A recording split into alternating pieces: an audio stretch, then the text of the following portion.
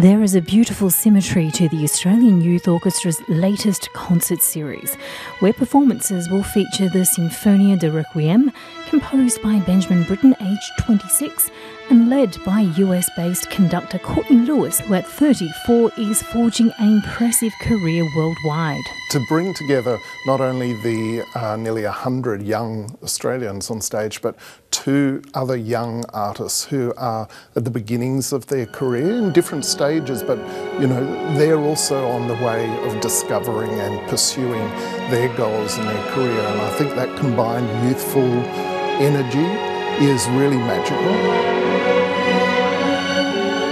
This is an orchestra of really very specially gifted people, and we're playing 2 of my favourite pieces, the Britten Sinfonia de Requiem and the Rachmaninoff Symphonic Dances. Pieces that are not particularly central to the repertoire, and I think some of the young people have played the Rachmaninoff before, but not the Britten.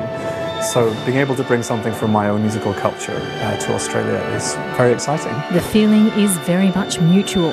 Just knowing he's standing there in front of you and you think, oh, where was he a month ago? Like, who was he conducting one of the world's best orchestras? And now he's here right in front of us. So everything that he says really resonates with what we all really need to be focusing on. So what does it take to reach the heights of classical music performance? Russian piano virtuoso Andrey Gugnin shares some insights in this AYO masterclass. What I learned from my experience is you have to be really persistent in your, like not giving up on if you're having some minor failures, like on competitions or whatever. When I was younger, for me it was sometimes quite difficult to practice a lot, but eventually you realize that how much it is important and you're actually enjoying it, and then you're really starting to dig deep, and that's, I think, the essential.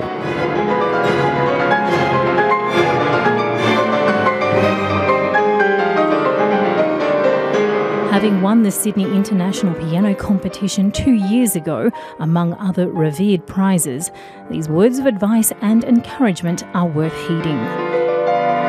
The generosity of these global stars reflects a deep philosophy within the AYO. Through our National Music Teacher Mentoring Programs, AYO influences children who don't have the chance to learn an instrument, but just the benefit of having music in their classroom helps them in so many ways, through to those who perhaps are about to take on a full-time job in an orchestra. It's pretty much the only organisation I can think of that caters to every single step of the way of your musical career. I did Young Symphonists when I was 12 or 13 for the first time. Everybody, once they've technically finished the programs, they're over 28 and out in the real world kind of thing, they come right back and they really try to give back to all of the younger people. I think that's really special. So what might be the next step after training with the Australian Youth Orchestra?